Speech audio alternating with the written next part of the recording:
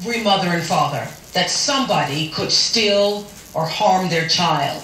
The parents who have experienced it enter into a hell on earth the rest of us can really never understand, no matter how much we may empathize.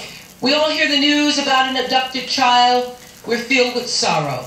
But unless we're a close relative or friend, few of us are ever moved enough to really get involved.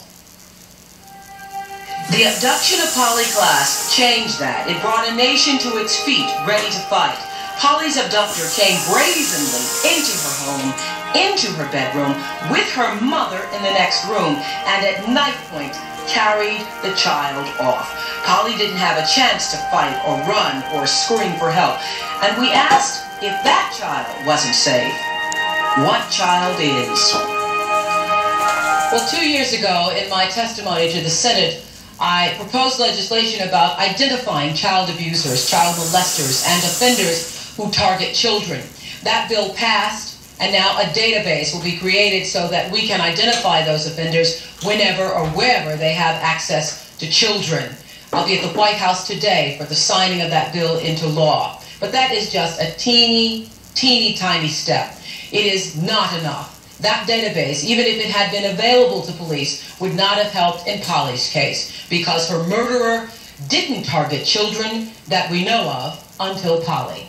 Well, during this show, we're going to meet parents in St. Louis who are battling an invisible predator right now as we speak, with tag team watch groups, you safe mom corners, and a vow to get involved in one another's lives. You're also going to find out which children are most likely to be chosen by a child abductor. And you're going to meet a father who will take us through what to do in the all-critical first hours after your child turns up missing. But first, have we reached the point where we cannot let our children out of our sight?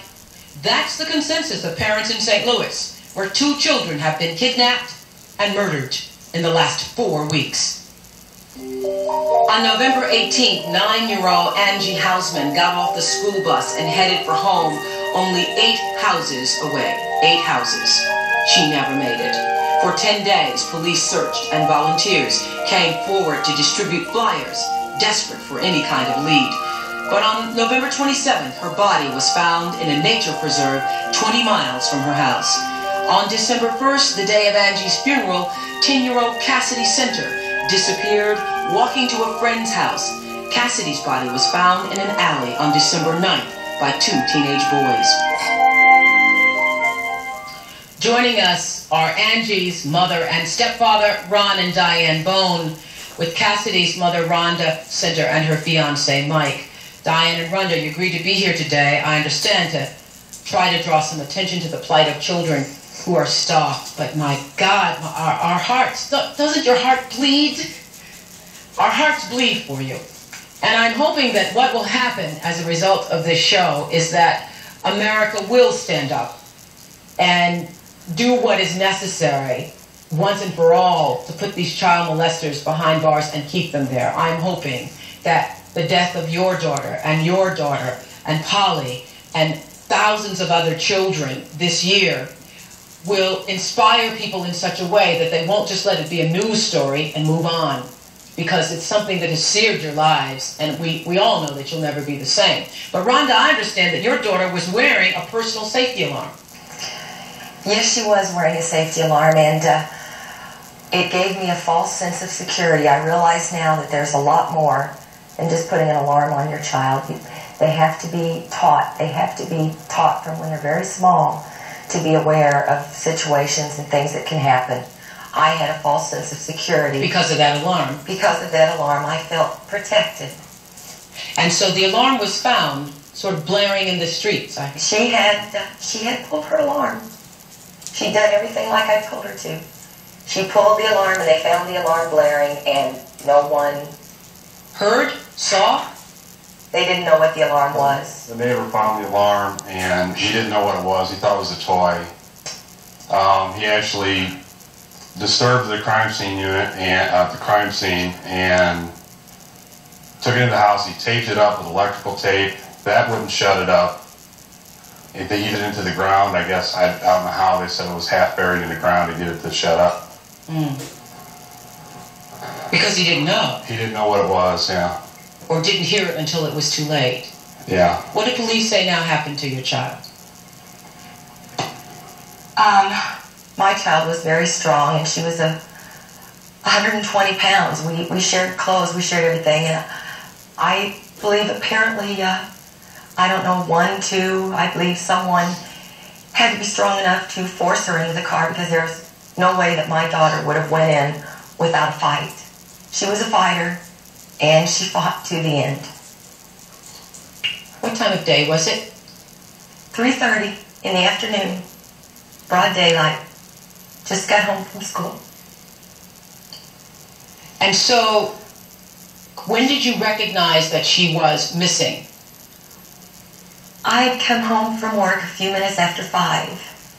And when I'd opened the door, Mike had said, "Oh, I thought it was Cassidy opening the door. She was to be home at 5. She walked to Lori's, but I made sure she had her security device." And he said, "Well, you better call and see if she's on her way home." I was concerned. I called her friend, and her friend answered, and I said, "Is Cassidy on her way home?" And she said, "Cassidy never arrived." And that's when I started. And Mike and I went out, and we started going up and down the street and hollering her name and going from door to door. And by this time it's dark, because... Yes. Mm-hmm. Yes, by that time. Did you fear the worst? Not immediately. Well, I was a little fearful, because she was always home when she was supposed to be, and Mike was trying to calm me down, and of course I was getting frantic, because she was the kind of child, if you told her to be there at 5, she was there at 5. She was just a very dependable, very, very mature child. And I was frantic very quick. We called all her friends to see if maybe she went to another friend's house, another neighbor's house, and nobody had seen her, heard anything. Those first few moments and hours are the most critical, we now understand, and I guess everyone should be aware that when your child is missing, it's the first few minutes and hours that matter the most. Right, we called the police then, and they were sending a car over, and then a neighbor called and asked if Cassie had a personal alarm, or asked if she had this little yellow box, and said yeah, and said, "Well, my husband found it up in the front of our house." And how had that person heard? He called his wife at work and asked if she might know. He had no idea what it was. So you all had come the block, and some neighbors that knew. We went right by where it was, and it was not working at that time. Where the alarm had been found. Right. When we come back, we're going to talk to Ron and Diane Bone about their daughter, Angie. Angie got off her school bus, as do millions of children throughout this country every day. And Angie was 8 houses, count from your house right now, 8 houses down the block. She was 8 houses away from her home, but she never made it to her house. Her parents are here, Ron and Diane Bone. What did the police say happened, Diane? Well, when Angie got the bus, and it would be around 4 o'clock, and they think she might have been taken right about second duplex house.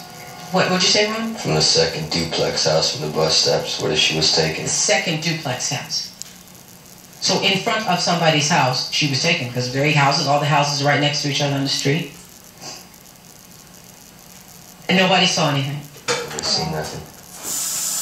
This is what is astounding to me about that story. If she's taken 8 houses, just two houses down from where the bus left her off, the bus is still on the street when it happened. So there was no car, there was no person. In the rearview mirror, the bus driver would see other cars on the street. The bus doesn't have a chance to get down the street for 2 houses. You see what I'm saying? Yeah. Yeah. No, the bus crossed over the street. It was like on St. Gregory, Wright Avenue's where Angie got off the bus to walk down. 2 other kids got off the bus at the same time. They walked a different direction. Oh, my. So your daughter was reported missing on what date? Remind us. November the 18th. And your daughter? December 1st. So you had heard about this child? Oh, yes. Cassie had got the big lecture on account of Angie. I sat her down and we had a long talk. I said, look what can happen. Look at that little baby.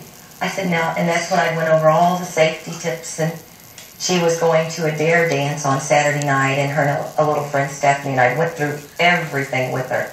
And then that was on Saturday. That was the day they found Angie. And I just sat the girls down and just talked to them and stressed how critical it was Saturday. And then on Wednesday, they took my baby. Angie was laid out on. It's unfathomable. It's just, you know, we've heard these stories, and every time you can't imagine what as parents what you go through in your heart. Is it like hell? Yes. First day that this happened, I was up for 56 hours trying to figure out what was going on. What was going on? I still can't sleep. Yeah. I would think that it is worse than you imagine hell to be. Is that correct? When you walk in a city morgue and see your child, I don't even want to describe the pain. My friend Mike and Larry had actually called me up to look at my child. I can't even say what he had done. My life was just ended at that point. To see my precious little angel like that. And my friends held me when I couldn't stand any longer. They held me up to get through this. They've held me the whole way when I wasn't strong enough to walk. They've held me. Do they believe that it is the same person? There's nothing yet actually tying the two cases in together, but they're not ruling it out. The FBI and St. Louis County Police are doing everything possible. They're still getting calls on the hotline, you know, on both cases. They're working together now. You know what? This is what is so horrifying, is that we are a country of people who say that we care about children. But we have to take a look at ourselves. We really do have to take a look at ourselves. Because when this happened and the country was outraged about Polly and the fact that somebody can come into your own home and take your child, we do not have to live this way. We the people do not have to tolerate these kinds of horrendous acts against our children. We the people can rise up and we can fight this thing. We can put child molesters in jail for the first offense and put them there, build places especially for them, have all the compassion and love in the world you want to have for them, all of you civil libertarians. Let's love them all we want to love them from the bottom of our hearts, but keep them away from society and children forever. We can do that. We can do that. It is so ridiculous that we continue to let this happen day after day and year after year and cry our hearts out and let our hearts bleed and say, isn't this a shame? When are we going to make the decision that we, as a civilized society, do not have to allow this to happen to our children? We'll be back in a moment. We're deserted today. Bicycles are idle and playgrounds are empty, as frightened parents there continue to keep their children indoors. Joining us from the Willowbrook Baptist Church in St. Louis County are parents and children who are trying to fight back. Natalie James is a PTA president and mother. What precautions are you taking, and are parents, Natalie, taking to protect their children? At our school, our PTA has implemented a program, and it's called Project Safe Watch. And what we're doing right now, we have about 13 subdivisions, and we have 4 to 5 parents in each subdivision they're visibly around at street corners, in the middle of subdivisions, to school and from school, just to be sure that our kids get to and from school safely. And so, is this something that's going to happen until the serial murderer is caught, or is it something that you plan to institute, from now on? No, this is something that we're going to have as part of our committee as long as we're a PTA. We felt very strong that we should take a stand and do something, and this is a permanent part of our PTA unit. Are the parents scared? Yes, you don't see any kids on the street. Parents are more concerned. You see more parents picking their children up. I've been impressed with the parents in our school district. You see a lot of the parents just standing in the middle of subdivisions, at the beginning of subdivisions, watching for children, looking out for children whose parents do work, and it's a community effort. It seems like we're all coming together. So your daughter Kristen is there with you, I understand. How do you feel about what is going on, Kristen? I feel just a little so-so about it. I'm not that scared, but I'm just a little when I'm playing outside or something. I mean, playing at recess at school. How do your friends feel? Do you all talk about it? Have you talked about what happened to the other girls? Not so much. We talk about other things. We don't talk about... Well, there's another mother there, Elaine Scott. Elaine, how are parents helping other parents? Well, I think basically parents are starting to get to know their community a little bit better. They're starting to depend more. Parents have jobs and kids have keys. Our latchkey program in the Hazelwood School District has skyrocketed since all this began. Where before parents felt real safe just letting their kids stay in the neighborhood, now they want to be sure that there's someone in the neighborhood that's watching them. So I think it's taught us to kind of rely on each other and forget our own personal feelings about some of our neighbors and know that we need to all, whether we have children or not. A lot of our senior citizens and people whose children have grown have gotten to the point where, well, I don't have any kids that age, so it's not my problem. But these are the children that are going to take over our jobs and our world and be the future. And we all need to be concerned about getting these kids to becoming adults, because if they're not there, then what kind of a world are we going to have when we're senior citizens and we need somebody to take care of us? So if we don't take care of them now, they're not going to be there for us later. Do you feel like it's an unsafe world for children? Well, it's been an unsafe world for children. I mean, I know in our school district, we've been working with drugs and alcohol abuse and gangs and violence for 6 years. I know I've been attending meetings, and the police departments, the Florida Police Department and the Hazelwood Police Departments have made us aware that they're in the area, but it didn't hit home. It wasn't our kid. It wasn't anybody we knew. It didn't happen to us, so we didn't care. The child abductions, is a new game, and all of a sudden they've taken an innocent child that didn't hang around with the wrong crowd or didn't wear the wrong color clothes. They just took an innocent little girl that was wearing pink. And, I mean, that's the shock of it all. The problem is there, and it's been there, but we've just kind of been complacent that it must just happen in Chicago or New York. Not in St. Louis. Never in St. Louis, and for sure never in Florissant or Bridgeton or Hazelwood. I mean, those things just don't happen here. Those are L.A. things. I mean, they happen in L.A., but not here. Well, Polly and Angie and Cassidy's parents all know the fate of their children, but our next mother has been waiting 6 months to find out what really happened to her daughter who disappeared without a trace. We'll talk to her when we come back. And thanks to all of the parents there in the church in St. Louis. I'll try to talk to you when I come back. We'll be right back.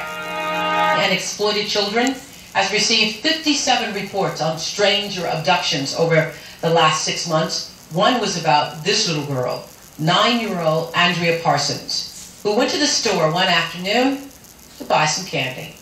Her mother, Linda, is with us in the studio. It has been 6 months. Do you still have hope? Yes, Oprah, I do, because the man they arrested, he is telling us places to look for her body, but we haven't found her yet. We're digging up a landfill right now looking for her.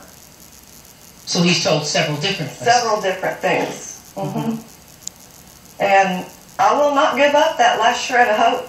As a mother, as anyone could tell you, that's a mother even, you can't give up that last shred because you just can't. Did you hold out hope until the body was found? Yes. Well, the police had told me there was a body, but I could go through this 100 times, they said. They said, don't do this, and I fell on my knees, and I prayed. And God said to me, stop worrying, Rhonda. I'm holding her in my arms. And I went out and told Tony, I said, it's her. He said, we're not for sure. Wait until they do everything. And they waited 6 hours, and I said, Tony, it's her. It's my baby. I know it's my baby. And after 6 hours, they said, yes, you're right. It is your baby. But I did have that little thread Is that because she was not identifiable at first to you? I identified her immediately with the second I saw her. Did you hold out hope until her body was found, Diane? I was holding my hope. I was hoping that they would find her alive. We kept a positive thought all the way. On the news program, it shows that we had light. Our outside door light was on from the time she was gone, and hoping that she'd come back and be the one to turn it off.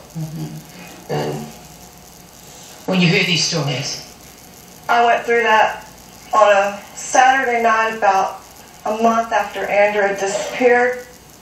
They found the body, and they came into my home and told me they were 99.9% sure it was Andrea. And in my heart, I knew it wasn't. It wasn't her.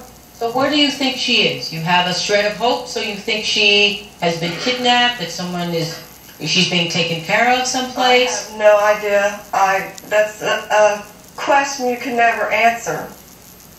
But I'm hoping she is somewhere alive. How do you go on with your life, though? I mean, I understand that for them, at least, there is some resolution, and they are shattered and will be shattered for the rest of their lives. But if you're always holding out the hope, that means every day you think she is going to come back, and the light is still left on. So how do you go on with your life? Well, I bring myself back to reality. You know, I have to regroup and just be alone and think things over. I'm just very strong-minded. I don't know, I just do. You have to. I have another daughter. You know, she's 12, and I have to be there for her. I can't let her see me break down. Do you all have other children? Cassie was my only child. I have a boy. Yeah, a 2-year-old boy. All right, how likely is your child to be the target of a child abductor? Coming up, you're going to meet a man who has studied missing children's cases and kidnappers. We'll be back to talk to him. 25 to 50% of them are recovered. Some are found unharmed. Some have been molested and returned. Others are found dead. Joining us is Ernie Allen. He is president of the National Center on Missing and Exploited Children. It's unfortunate we have to have an organization like that, but we're glad that you're here, Ernie. Why is one child plucked off of the street and maybe another child is left? Who is at risk? Or is it something the children are doing or not doing? Well, our attitude is that every child is at risk, though parents don't need to live in fear. These offenders, and there are 200 to 300 cases a year of child kidnapping, the primary motivation is sexual. The primary motivation is to victimize the child sexually. Teenagers are at somewhat greater risk. Girls are victimized at 3 times the rate of boys. So obviously, in recent months, these cases have involved targeted 9 to 12-year-old girls. The message to families is, again, you don't have to live in fear, but you need to communicate with your children, make sure they're aware, know where they are, who they're with, that sort of thing. And also, but 9 to 12 then maybe makes a parent think, well, my child's 8 or 7, so my child is okay. So I think it's unfortunate that everybody has to be scared, but it's better to be scared than not. Precautious. Well, we believe that every parent needs to take simple, basic, common sense precautions. Every child is at some level of risk. Thousands of children are abducted and victimized by sex offenders and then let go. 50 to 100 children a year are abducted and murdered, and that's terrible. That's too many, and we ought to be outraged about it. All right, so what's the difference between a child being lured, or what's the difference in the psyche of the person who lures a child and the person who grabs the child? The person who grabs the child is most likely... And you believe your child was grabbed? Yeah. That offender is most likely to be someone who lacks social competence. The vast majority of these offenders, as your show demonstrated, seek legitimate access to children, persuade the child to come with them willingly, and then victimize the child. So children have to be tuned in not just to strangers, but to the behavior of adults. We want children to be polite and respectful, but we also want them to understand that they have power, that they should say no and get away from the situation and then tell mom, tell dad, tell somebody they trust. All right. And so you train your child what? Teach your child that they have power, that they have the right to say no. In most of these cases, children tend to respond to what an adult says. And we've taught children not to talk to strangers. We've taught children not to go with strangers. We need to get children to focus on the behavior. If someone is talking to them or approaching them or touching them in a way that makes them feel uncomfortable, they need to tell somebody. All right, woman at the mic in St. Louis, you wanted to say, did you want to speak? Yes. Yes, I would just like to say that the school that my children attend, they have sent flyers home which contains the Child's Code for Survival, and I thought that was very important. We're asking the kids to obtain the buddy system, never be alone, never play alone, never walk alone, and we're also asking the children never to go to the malls alone. When you go do your shopping, you need to come home and just leave with a friend. One of the things I learned also from just what Rhonda's saying here, I don't know if you other parents here caught this, but I think there needs to be a system when your child, even though your child is going 2 houses down, 8 houses down, or wherever, you need to call to make sure the child got there, because there's precious time lost in between. You thought your daughter was at her house, she thought your daughter was already at home, so whenever your child goes somewhere, even though it seems silly, to check and make sure they made it to the store, to check and make sure, well, this is how much time you have to get from the store to back here, that there should be some kind of check and balance system. This is what we're doing also. That's excellent, yeah. There are thousands of school districts in America that don't have callback programs, so that if a child doesn't show up at school, that they're not automatically... Every school ought to have a callback program, so if your child does not appear in school, if your child is absent from school, they need to call you at home or at work to say, are you aware that your child isn't in school today? Because a whole day is lost. Yes, indeed. Whole day is lost. We will be back in just a moment. Back in a moment. Next up, a father of an abducted child who's going to take us through the all-critical first hours after a child is missing. And don't just listen to this today and then do nothing. If you check and see if your school has a callback program. That's one thing you can do today. And if even you don't have a child in the school, you can make sure that it's safe for other children. Call your school district, and make sure that the schools in your area at least inform the parents that the children do not attend school. That's one little step you can do today. Back in a moment. Here are some photos of missing children whose parents are still waiting.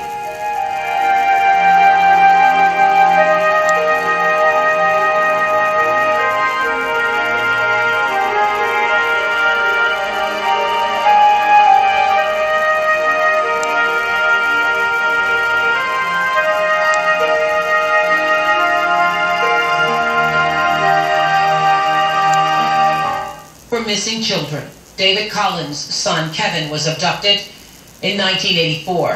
What do we need to do now? Well, California's identified 6,000 highly active serial habitual offenders. We're estimating there's at least 50,000 in the United States. We wrote a law called the Violent Crime Information Center, and that center was designed to track, trace, and keep track of serious predator kidnappers, predator murders, predator rapists, and predator child abuse. Who had the idea of label? What did you say? I'm going to just, sorry, David, to interrupt you. Go ahead. I thought that we should make repeat offenders less attractive to children. They need to be tattooed on their face someplace or in a place where they cannot hide it. They need to be marked so that they're not attractive to children. They can't approach children and pretend to be something they're not.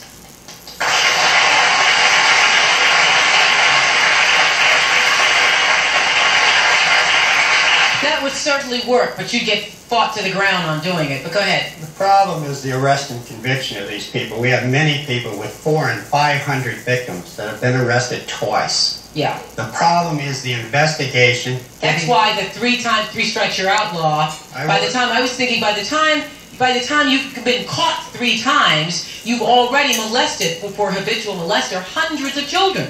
When I opened the office and worked with those volunteers and peddling with the poly class, it all came back to us. We worked for 10 years to get these programs implemented, and they just threw our programs away. We had a violent crime center in California which would have identified this Richard Davis, and the police would have picked him up that night. and he said Polly was alive. If that's true, then the lack of this system, the loss of this system in 1991 cost her her life. We also wasted 2 months of the FBI, police, and sheriff's budgets, millions of dollars just thrown away of your tax dollars. They had this man, they should have identified him. The Violent Crime Center, which we established in California, would have helped in this case.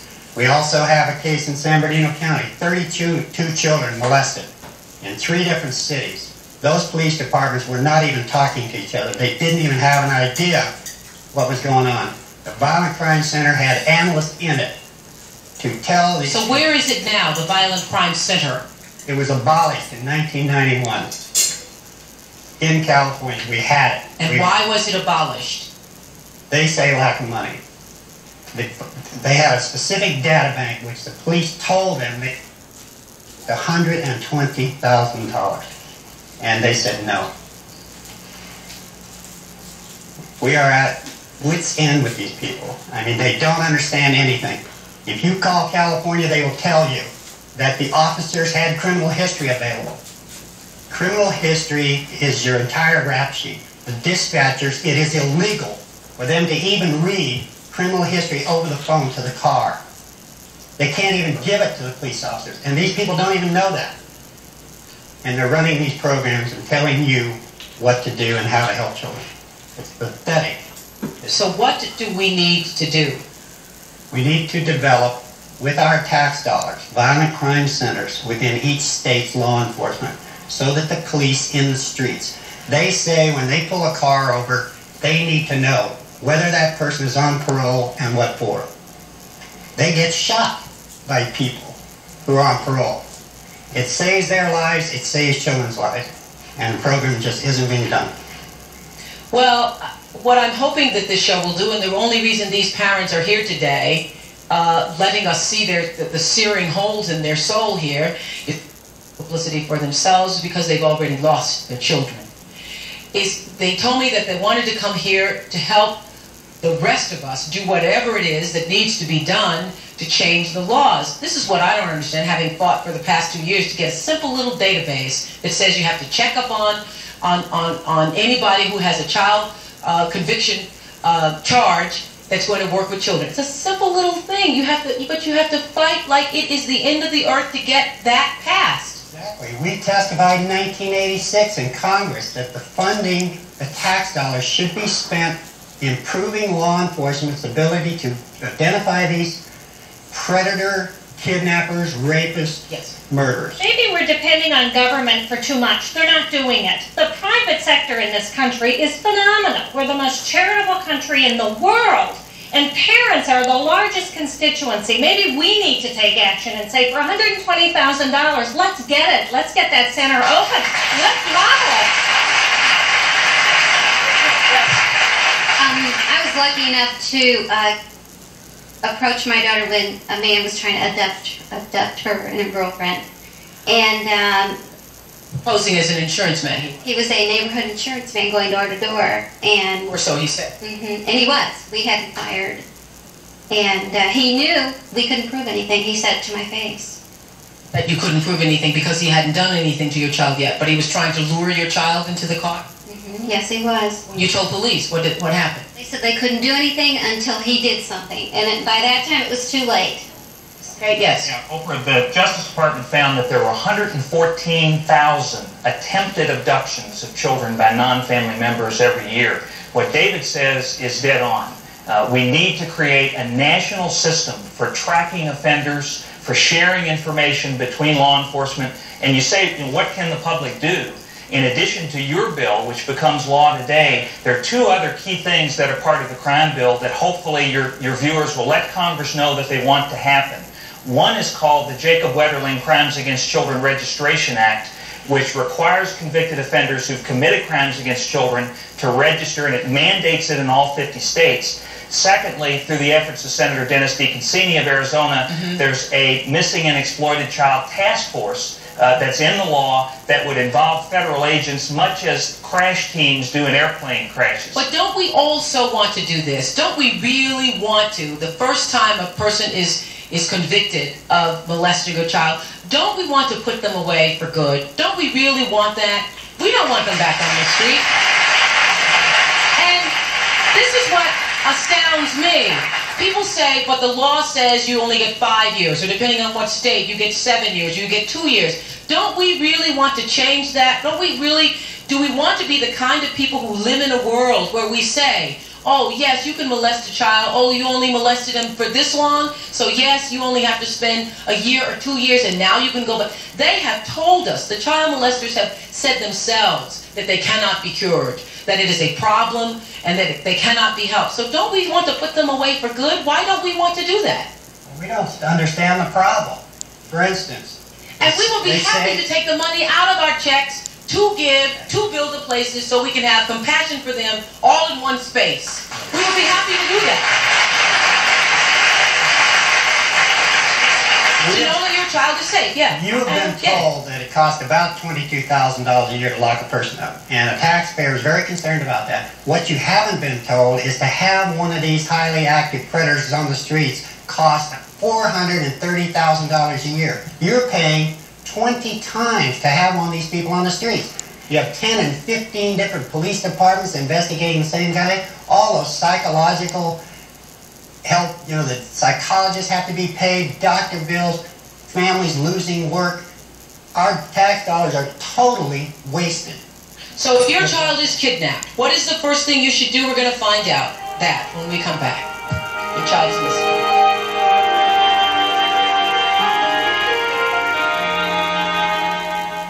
Here's what he suggests parents do in those first few hours when you realize your child is missing.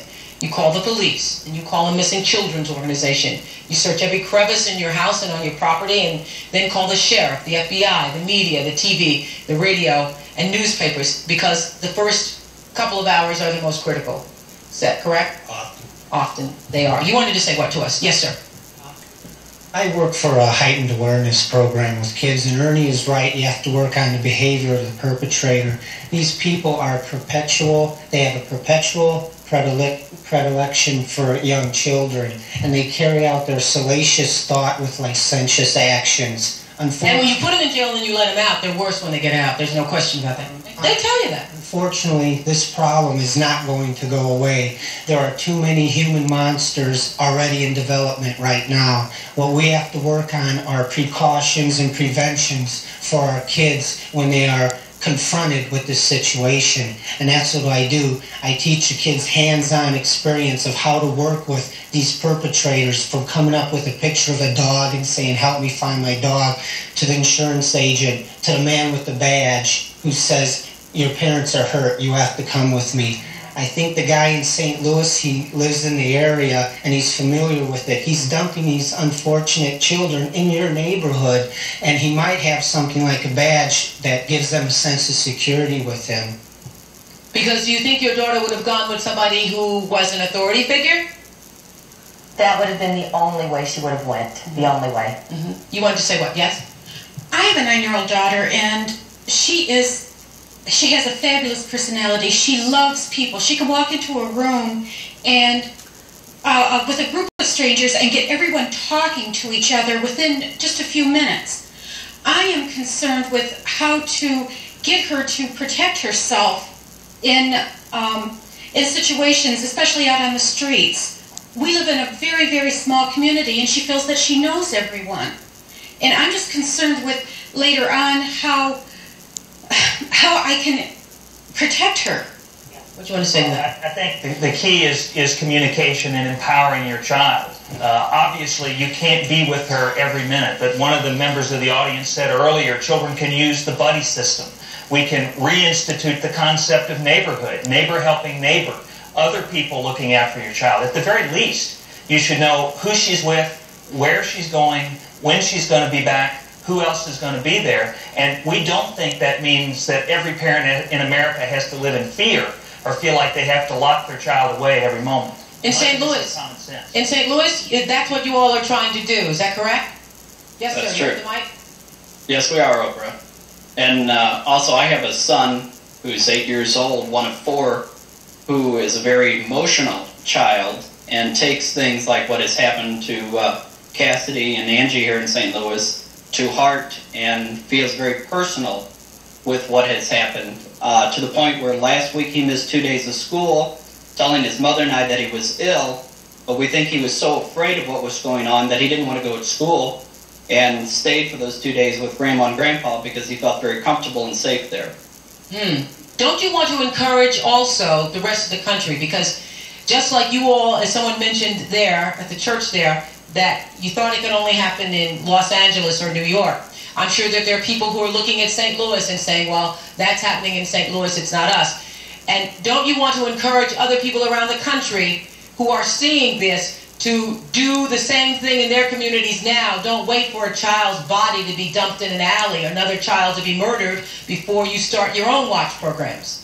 Most definitely, because I think what we have learned is that it's happening and can happen everywhere. Thank you. Back in a moment.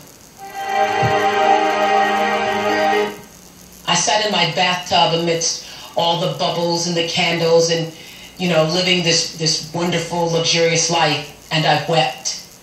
And I asked the question, did we fail her? Did we fail Polly? Did we fail Angie? Did we fail Cassidy and Andrea somehow?